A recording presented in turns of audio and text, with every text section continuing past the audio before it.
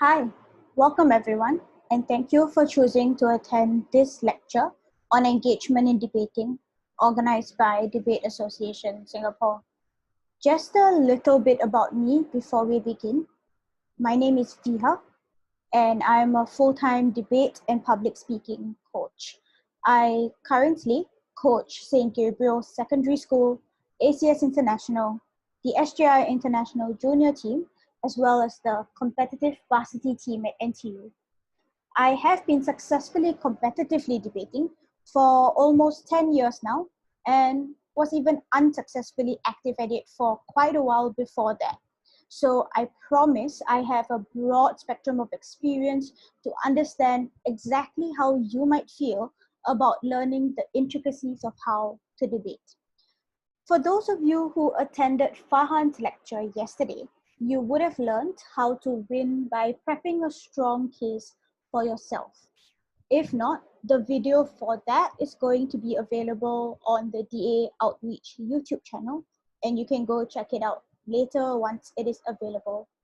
This lecture is sort of the part 2 to that one, because we are going to focus specifically on how to win a debate through engaging and taking down the other side's prepped case.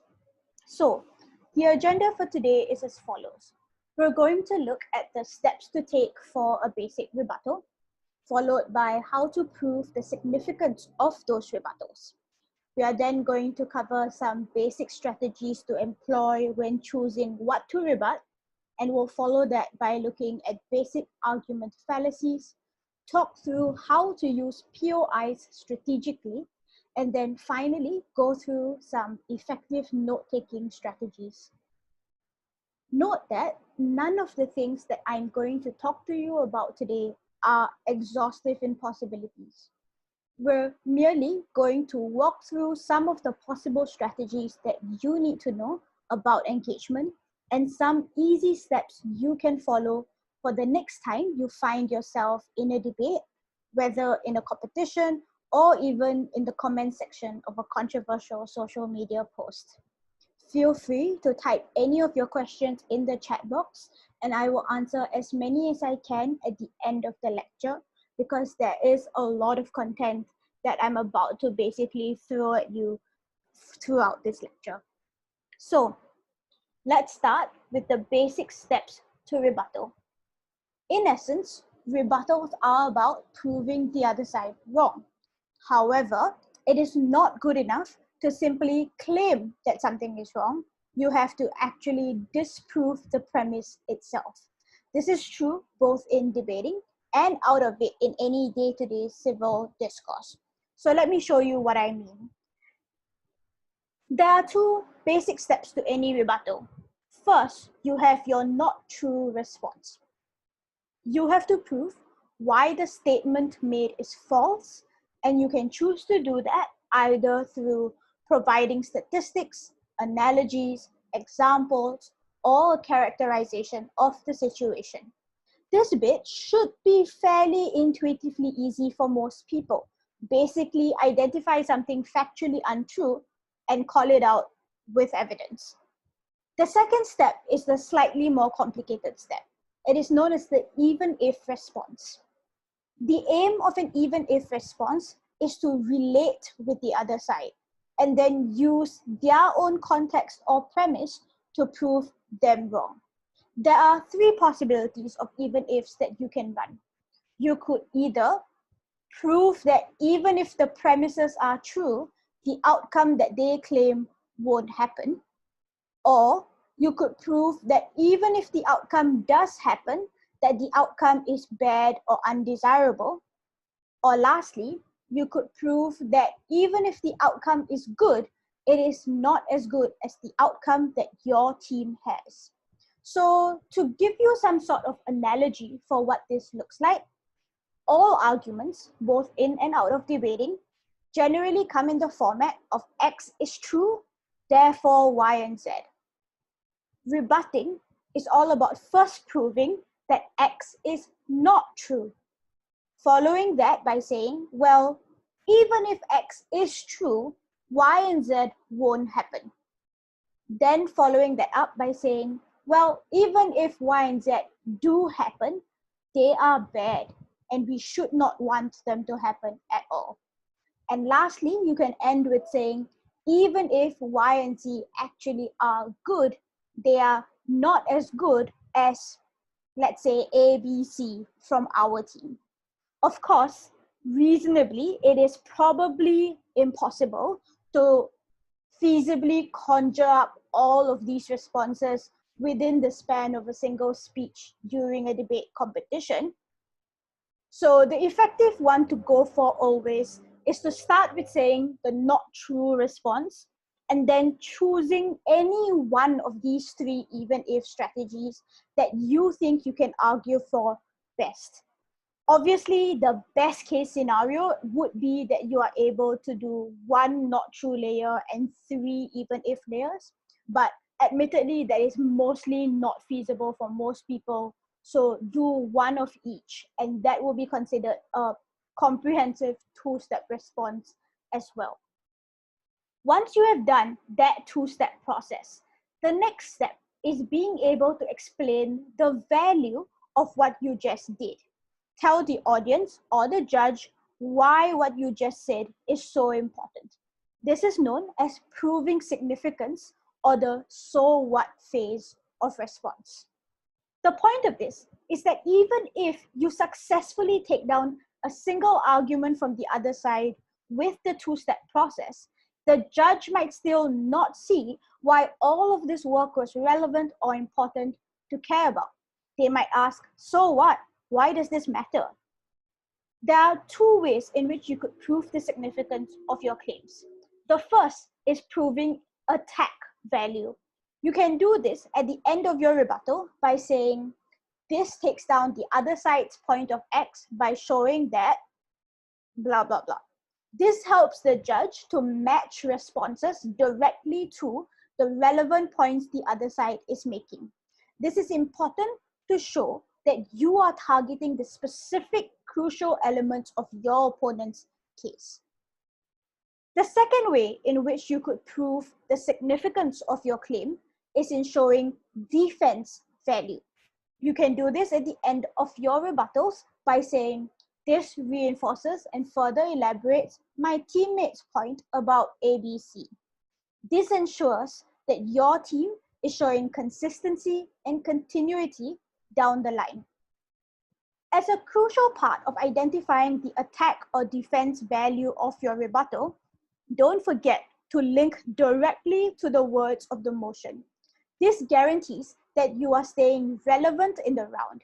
Think of this like the conclusion paragraph in your compositions or essays at school, where you bring everything back together nicely and make sure that everything stays relevant. So the final template for basic rebuttals now has 3 steps: not true, even if, and then so what.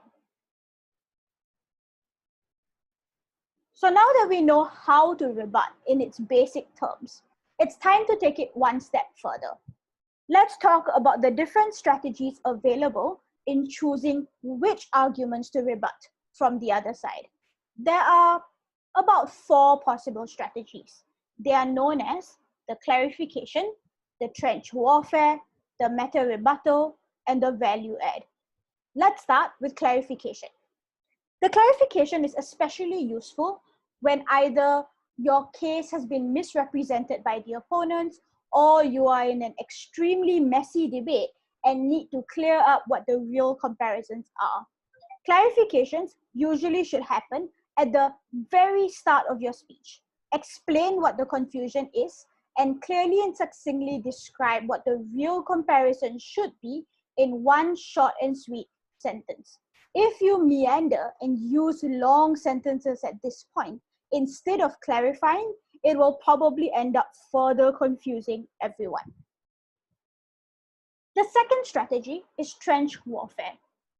This basically refers to point-for-point, detailed back-and-forth engagement with the other team. Oftentimes, this is done in chronological order, where you do one of 3 things or probably all 3 of these things. The first is to revive points that were forgotten or ignored by the other side. point out the arguments that were ignored from your own teammates, but also point out things that your opponents might have said in the first speech, but that their second and third speakers chose to not defend.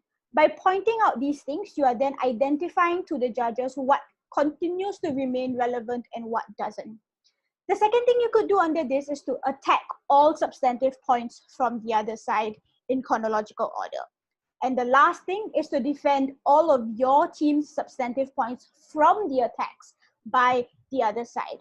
You often do this in a comprehensive and well-structured way to make it look like you are covering all your bases and attacking them from all sides. So trench warfare literally is the strategy of taking aim at every single thing in the case and not leaving anything out.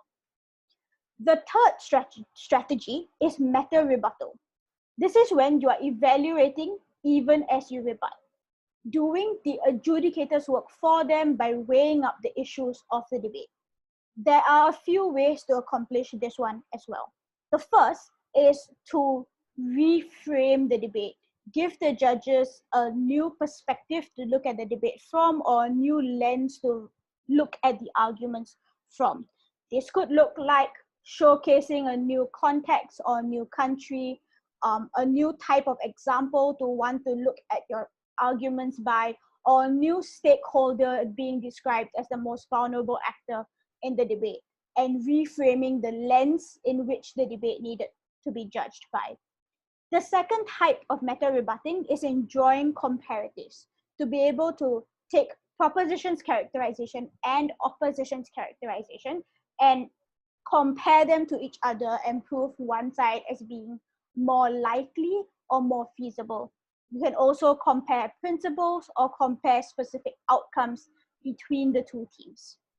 The last way to accomplish meta rebutting is in a best case, worst case evaluation.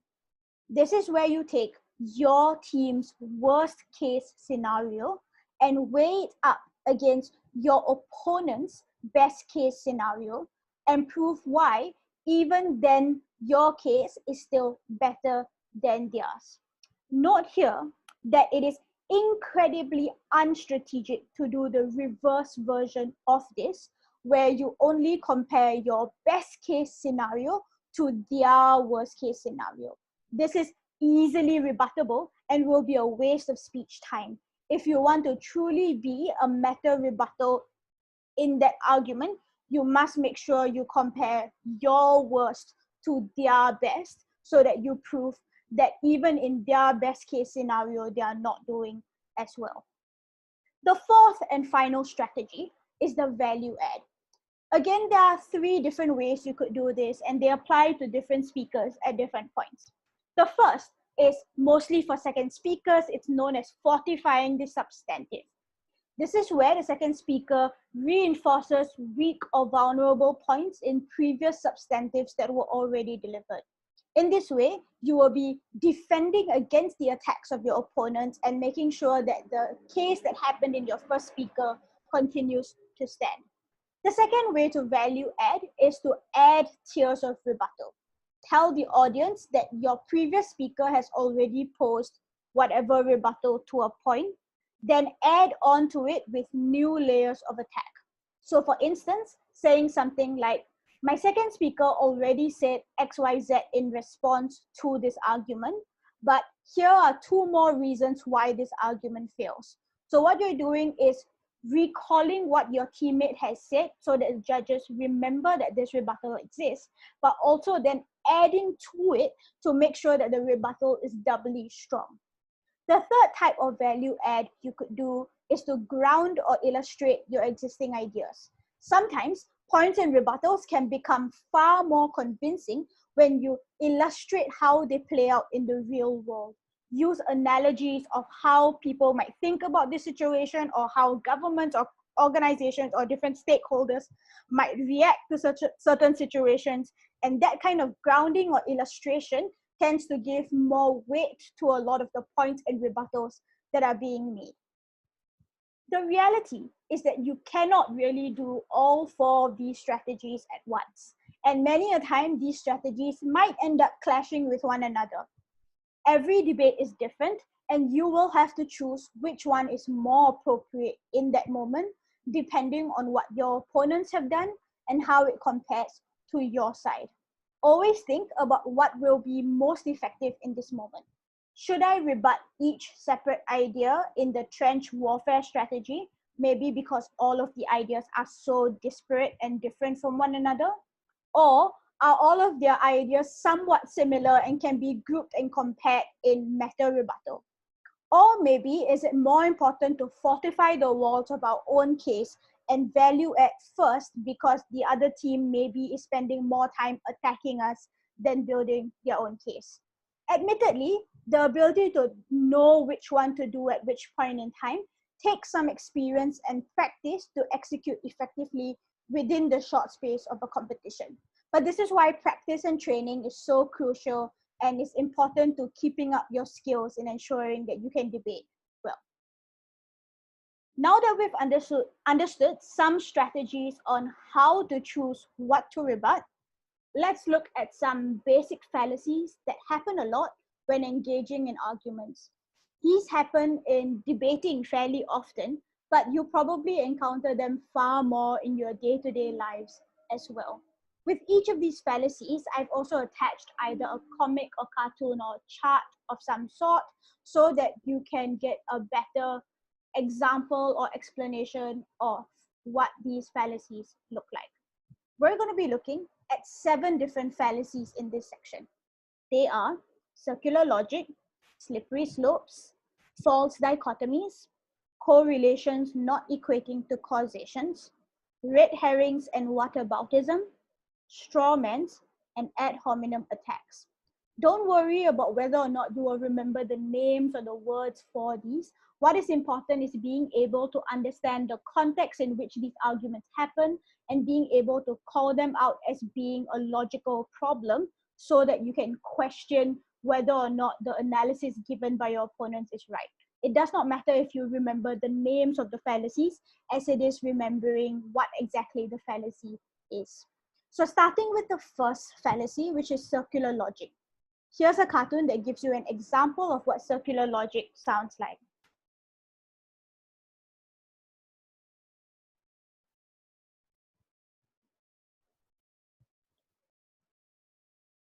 Circular logic basically refers to using a premise to form a conclusion and then using the conclusion to prove that the premise is true.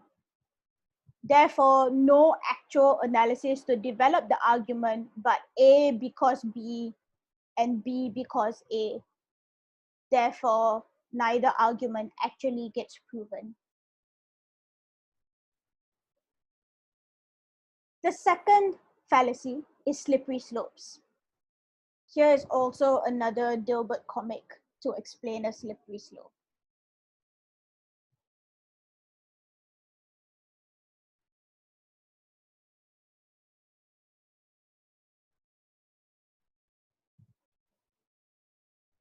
Slippery slopes basically refer to an argument that claims that a relatively small first step leads to some sort of chain of related events that culminates in a super significant negative effect, but that doesn't prove step by step how any of this is so. One of the most common slippery slopes in debating are often about legalization. It is often argued that if you legalize A, then it will get normalized in society, and a desensitized population will then be okay with also legalizing some extreme situations, sometimes like murder, rape, or anarchy. That is the ultimate slippery slope and does not get proven as to why those things are likely. The next fallacy is false dichotomy. Here's another quick comic to help with this definition. A false dichotomy basically refers to when the only 2 options presented to you are both wrong, or when there should have been a third middle ground option, or when the 2 options presented to you are mutually not exclusive or can happen at the same time.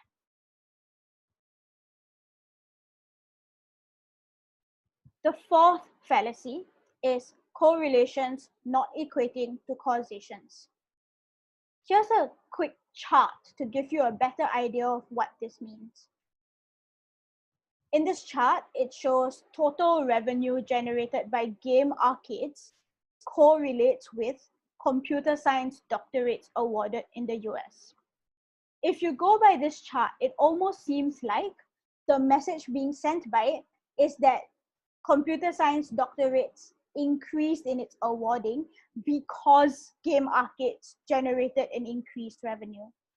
This is not the case and is a fallacy.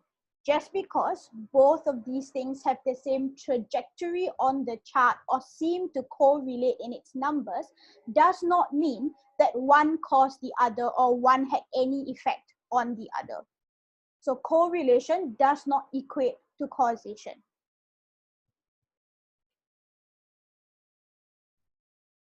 The fifth fallacy is red herrings and whataboutisms.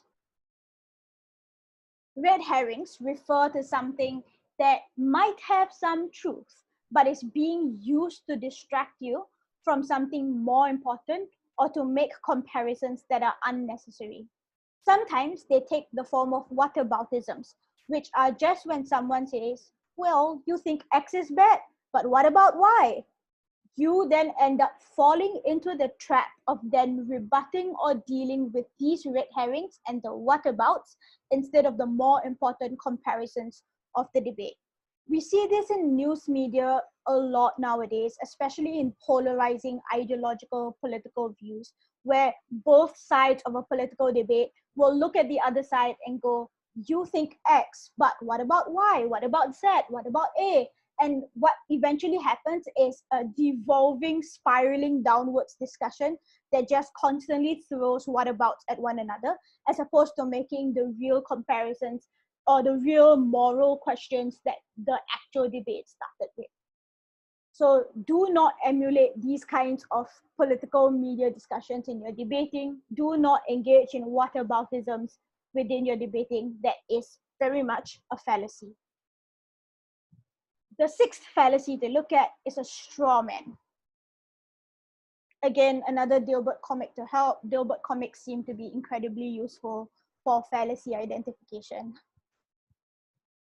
A straw man is when you substitute a person's actual position or argument with a distorted, exaggerated, or misrepresented version of that position or argument, and then end up rebutting that distorted version.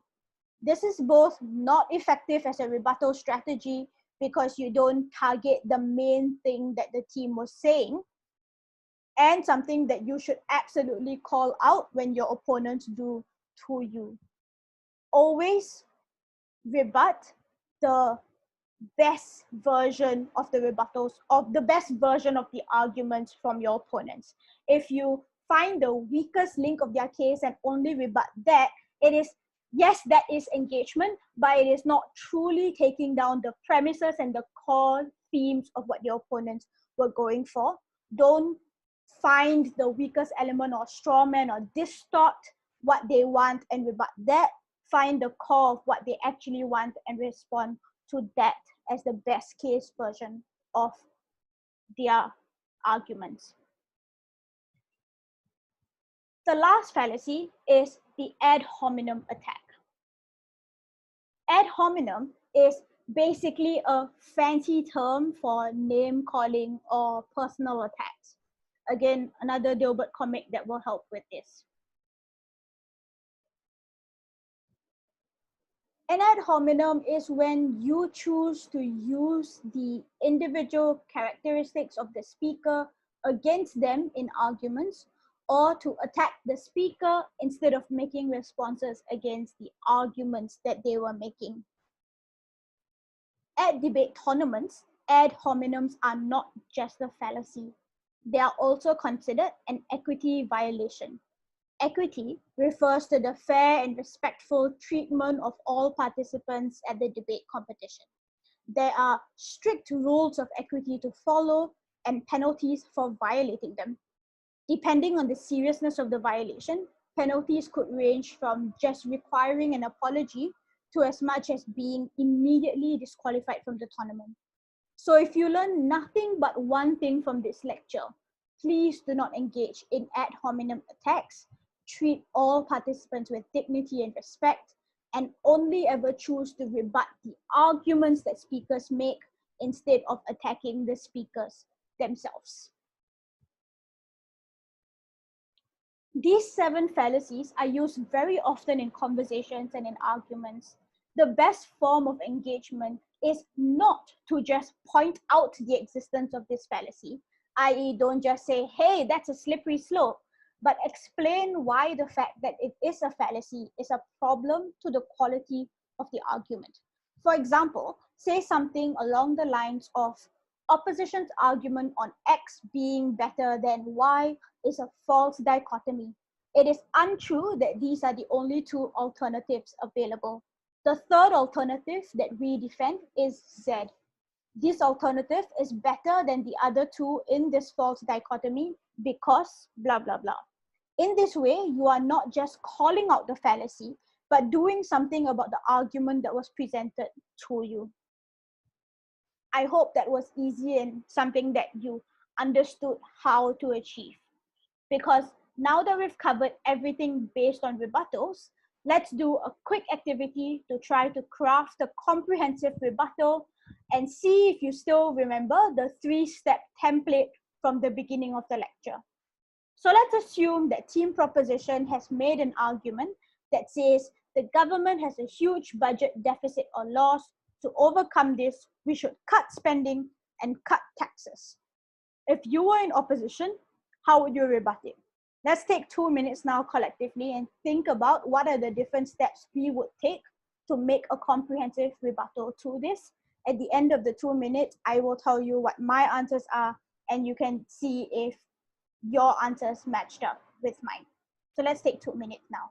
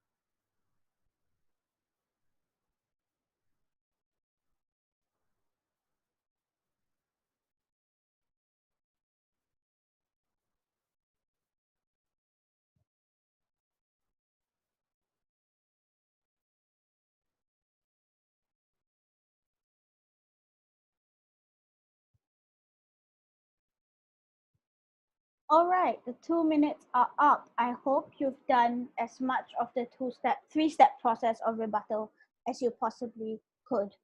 So here are the steps to rebuttal I came up with to this argument. Let's see if yours matched up with mine. The first step to responding to this argument is to say, not true. The government does not have a huge loss in the budget. GST and income tax was just increased last year. This is just a factual claim. Obviously, we assume that this is true before you make this response. The second layer of rebuttal is to say, even if the government does have a huge budget deficit or loss, cutting taxes makes loss worse because they now earn less money from the people.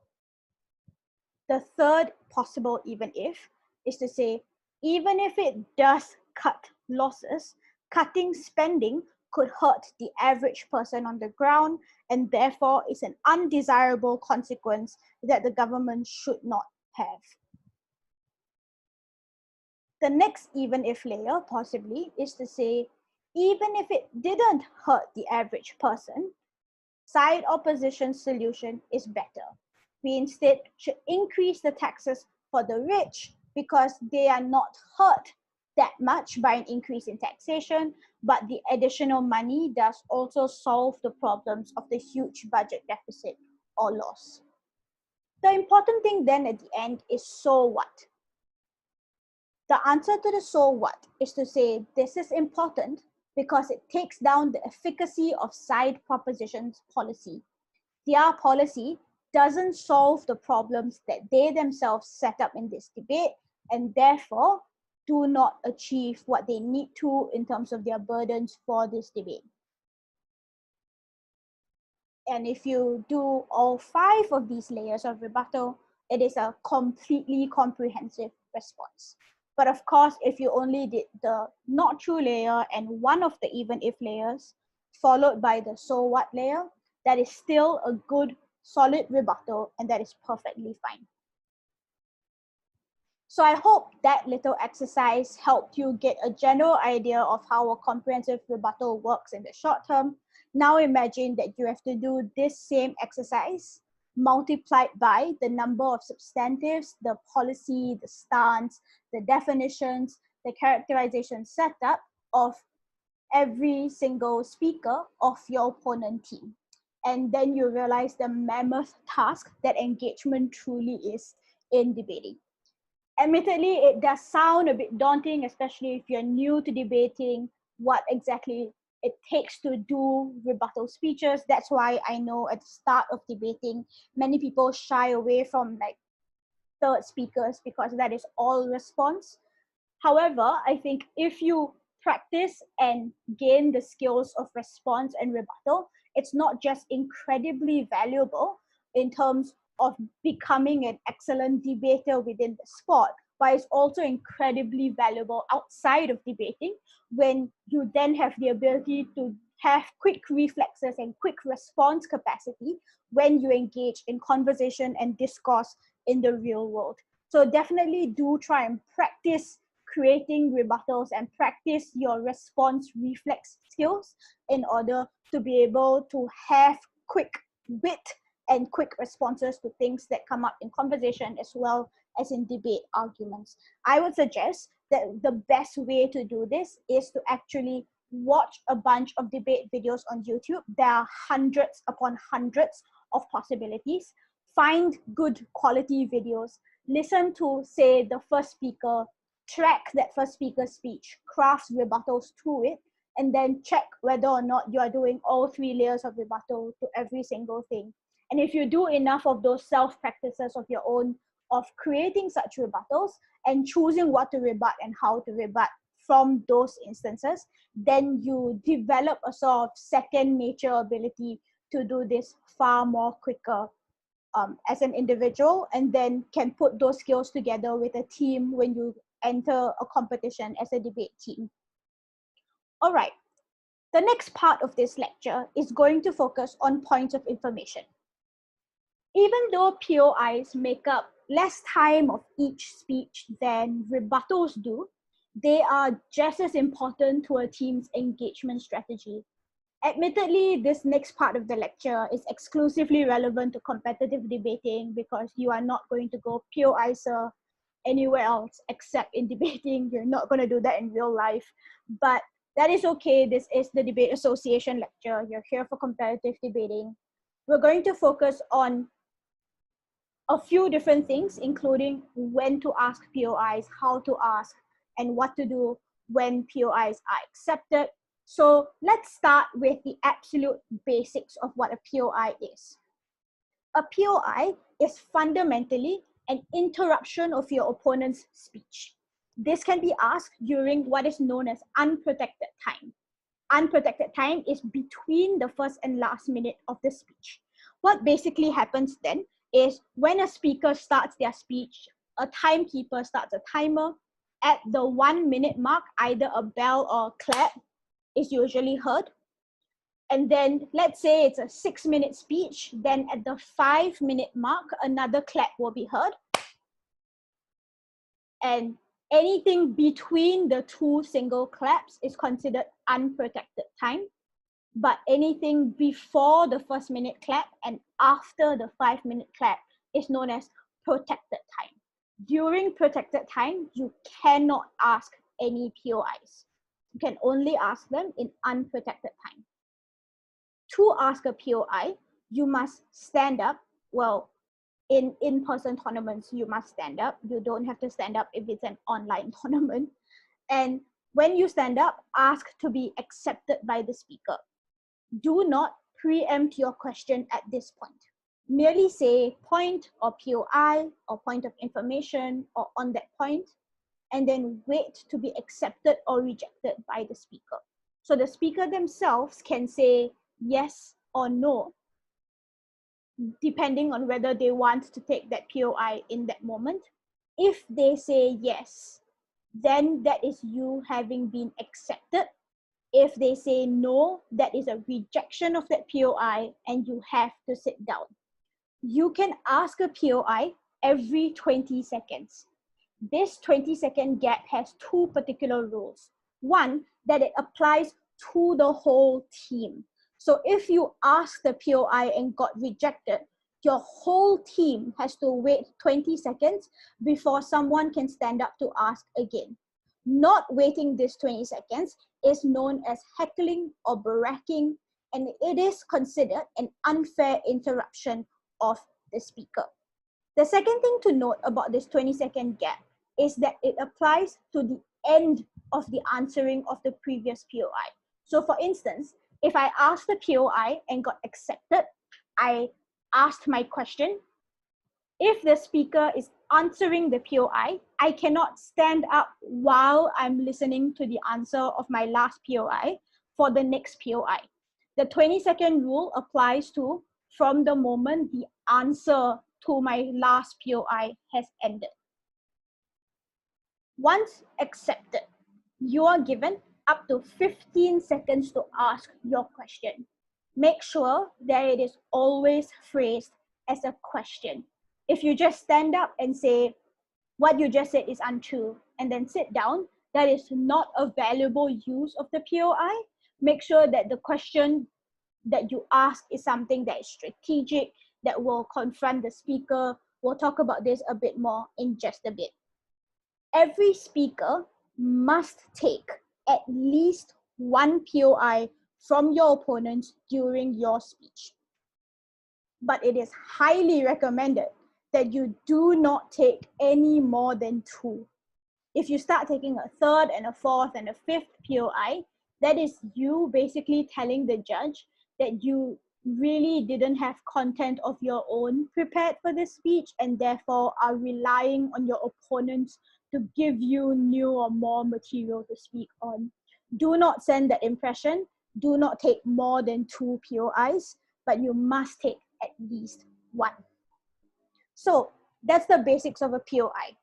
The next important question to ask is, when is the most strategic to ask a POI?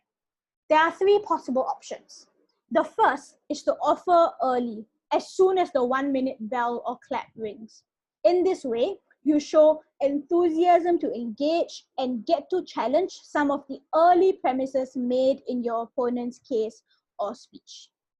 The second possibility is to offer POIs during a strong argument being made.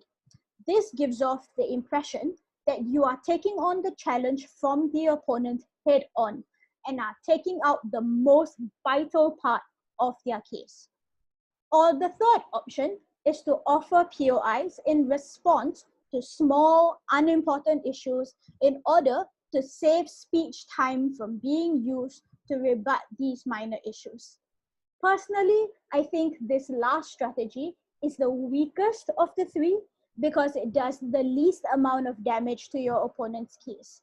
I would suggest looking into or prioritizing questioning the strongest argument in the speech as much as possible, because that is what a real engagement challenge looks like.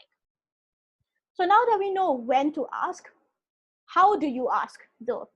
Firstly, make sure you keep them short and sweet. I know the limit is 15 seconds to ask a question, and that does allow you to have a fairly long question in that time. However, if you can ask a poignant and crucial question in far less time than that, that is when you are the most effective. If you ramble on in the POI, it is hard to keep track of the question you are trying to ask, and it becomes incredibly easy to dodge having to answer it. Make sure that it is phrased carefully and in a targeted way to derive an answer from them that will benefit your team. So don't just point out things that are untrue or ask for clarification on things. Make sure you plan it out as a team, choose the words and the phrasing carefully, and plan what question to ask based on a specific answer you're expecting or that you want the speaker to concede to. Lastly, and most importantly, be loud and confident in the delivery of the POI. Don't show signs of uncertainty and weakness, but instead show off your clarity and determination to take down the point. No matter how bad you think your question is, if delivered with the right amount of confidence, it will have some value to the overall debate. Next, let's talk about when you take a POI. So if you were the speaker on the floor and your opponents were asking you a POI, when is most strategic for you to take one?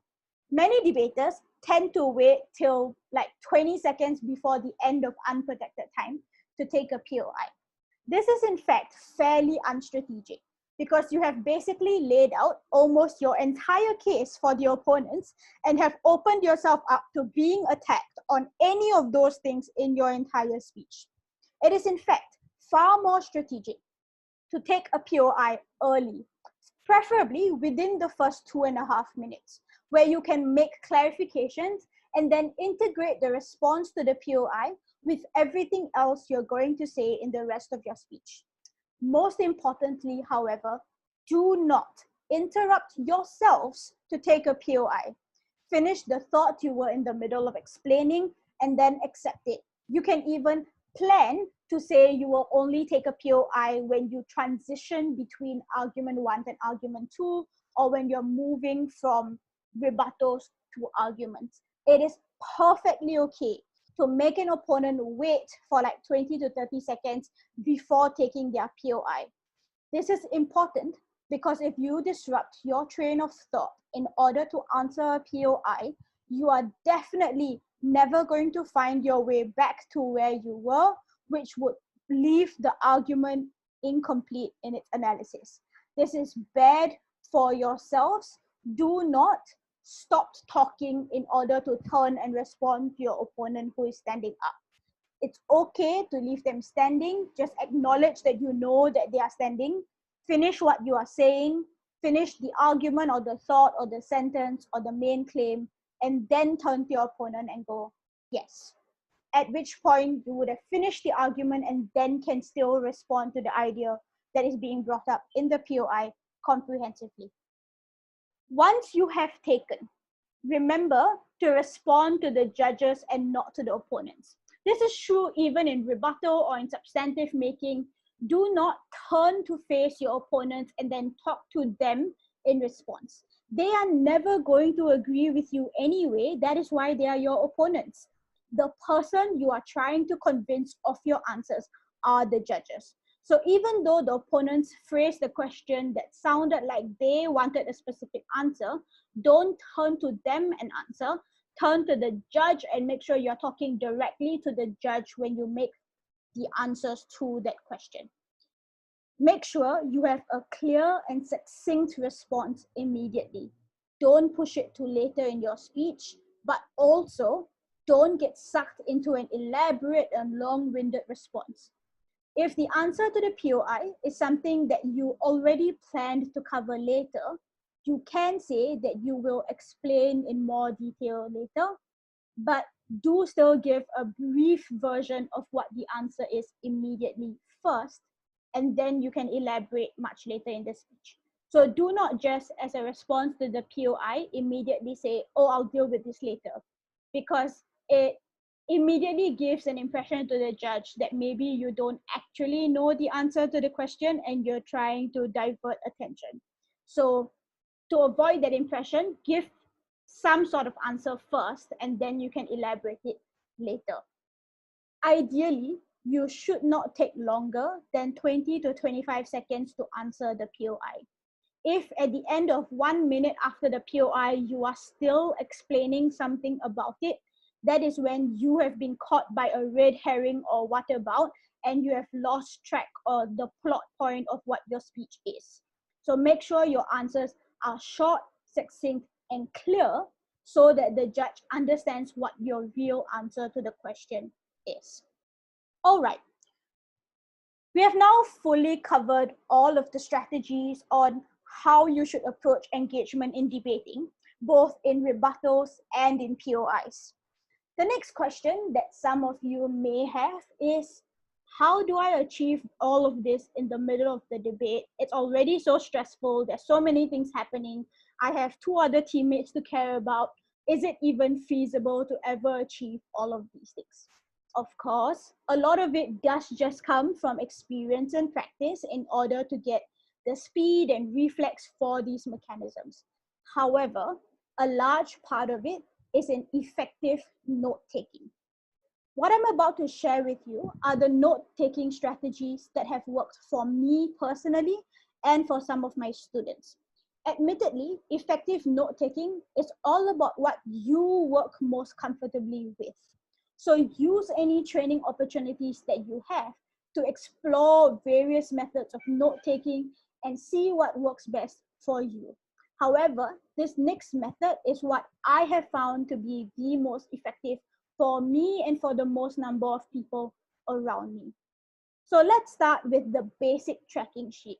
There are 2 ways to think about this. You can either consider this a team tracking sheet, where one person tracks the entire debate for the entire team and all 3 speakers work off this one sheet, or all 3 speakers in a team could potentially have their own tracking sheet to achieve this as well. I think the consequential impact is probably the same. The only minor difference might be that if there is one tracking sheet for the whole team, there is a bit more consistency down the line. However, I understand sometimes that's not completely feasible. Each speaker might want to have their own note-taking and their own tracking sheet for the whole debate. So this is how I would do a basic tracking sheet. I start with folding the paper into half.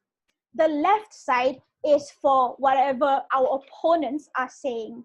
In this column, just track the headings of what they are saying first. So rebuttal 1, rebuttal 2, policy, substantive 1 heading, substantive 2 heading, etc. Any important details as the speech goes along can be summarized in 1 or 2 bullet points under each of these sections. The right column then is for what our response is going to be. So you can jot down rough ideas for what you might want to say for each layer of rebuttal first. So usually I would immediately write NT, EI, and SW, which stands for not true, even if, and so what, at each point, and have some summarized shorthanded version of what I want to say for each of those layers. For the layers that I definitely know the response to. You can then quietly confer with a teammate if you need help with crafting the answers to any of the other layers that you maybe can't think of at the top of your head or need help in phrasing particularly. Prior to going up to speak, it is important to number and prioritize each of these rebuttals. Sometimes, a lot of these arguments might overlap with one another. For instance, maybe rebuttal 1 and substantive 2 are somewhat similar in line, What is important then is to use colored pens or draw arrows to connect it so that when you go up to speak, you won't end up sounding repetitive when you make the rebuttal once in the early part and then the rebuttal again in the latter part of your speech, instead to combine the two arguments and make one solid rebuttal. So make sure to number, prioritize, draw arrows and connections through this sheet in order to organize your rebuttal and tracking sheet before you head up for your speech. Make sure that the arguments that are the most important on the other side are the ones that you do the rebuttals for first, because those are the ones that are the most important to take down and therefore will need the most amount of your attention. If you spend a lot of your time rebutting something that is not as important to their case, you might end up running out of time at the end of your speech in making the actual important rebuttals for the crucial parts of the debate. So always do the most important things first and make sure you spend the most amount of your speech time dealing with those, and then reprioritize accordingly so that the least important stuff are the things that you take down at the end. That just requires you to use a lot of arrows, numbering, different colored pens on this track sheet to achieve that. Now, if you can nail this basic tracking sheet, you can move on to adding a second sheet for tracking. For the second sheet, I suggest or recommend that this is a team sheet, i.e. everyone on the team has one sheet of paper that this gets done on. In this advanced sheet, we track burdens of proof. For those of you who are unfamiliar with this term, either because you've never heard it before or didn't attend any of the previous lectures, while you are prepping as a team, you should be trying to identify what are the key questions your team has to answer in order to win. These are regularly referred to as your burdens to prove. Both sides of a debate always have equal and opposite burdens to prove. For example, if proposition has to prove why a policy will be successful, then opposition has the burden to prove why that policy will be unsuccessful as well. I hope everyone understands how burdens of proof function. Now, in this advanced track sheet, you should be able to identify and write down a list of all of your burdens of proof in the debate, and therefore also what your opponent's burdens are. So on a sheet of paper, write down our burdens are 1, 2, 3, their burdens therefore are -1, -2, -3 on the opposite side. As the debate goes along, you then fill in the document by saying, we have fulfilled this burden at this point in time. For instance, second speaker's substantive fulfills burden 2. And then third speaker defended this substantive in rebuttal when they talked about XYZ. In the same way, burden 1 was not fulfilled by all 3 speakers on the other side because of whatever reason. And second speaker on our side attacked this argument as well. So fill in as the debate goes along what you have achieved in the debate, what you have defended on your side and what you have attacked on theirs. This will help you to decide how to prioritize and choose which arguments to rebut first as well, because arguments that help prove a burden are more relevant and important than one that doesn't prove any specific burden. Therefore, those are the ones that you need to attack more in your opponent's case, and is also the one you must defend most closely in your own case. Filling up this second track sheet as the debate goes along is also particularly useful for the third speaker and reply speaker to craft their clashes. They will get a good big picture of what the debate is like and what the real comparisons should be, and be able to explain to the judge what went well in their own case and what went poorly in the opponent's case. Admittedly, this second track sheet is something that you have to practice using with your team and having clear communication across the board with your teammates as to who is filling in which part of the form and when this template is passed from speaker to speaker, or else it will not be as effective as it could be. Hopefully, however, both of these tracking sheet templates get used to help you develop more clarity about the debate that you are in and how to engage more meaningfully, because you can now prioritize the arguments that you choose to rebut, how they are rebutted, and be able to keep track of what has been responded to already and what has not been responded to yet. Because the important thing about debating as an activity in general is that it is a team sport. You have to work as a team and be able to work with one another and fill up each other's weaknesses so that you have a comprehensive case as a team and be able to win. So that brings us to the end of this lecture. I hope you have learned some new skills on how to engage an argument both in and out of debating. Feel free to ask me any questions about any of this material or any other thing with regards to engagement and debating about now. Thank you.